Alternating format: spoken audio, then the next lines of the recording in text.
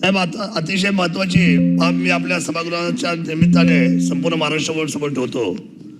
आज सकाळी जुन्नर येथे गौरी संजय सावळे या महाविद्यालयीन म्हणजे कॉलेजच्या विद्यार्थिनीवर आरोपी महेश धामसे या मुलाने जीव गेला हल्ला आणि त्या मुलीचा पिछा करत तिच्यावर कोयत्याने वार करत तिला गंभीर अशा पद्धतीने इजा पोहोचलेली आहे.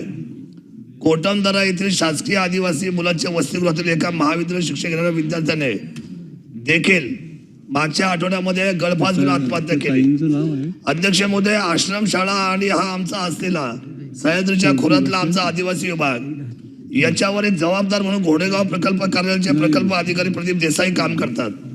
त्यांच्या विरोधात वारंवार तक्रारी आल्या असून याच्यावर कारवाई होत नाही.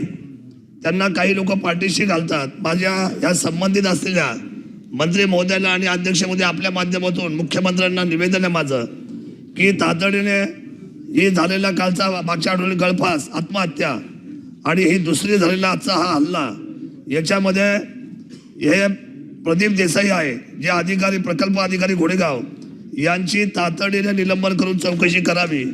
अध्यक्ष महोदय, हा गंभीर फोटो मी सभागृहाच्या समोर दाखवतो. अतिशय परिस्थिती बिकट आहे आणि ही मुलगी वाचेल की नाही वाचेल अशा परिस्थितीमध्ये तिथे फार मोठ्या पद्धतीने जवळजवळ 4-5 हजार आदिवासी मंडळी आज जमलेली आहे.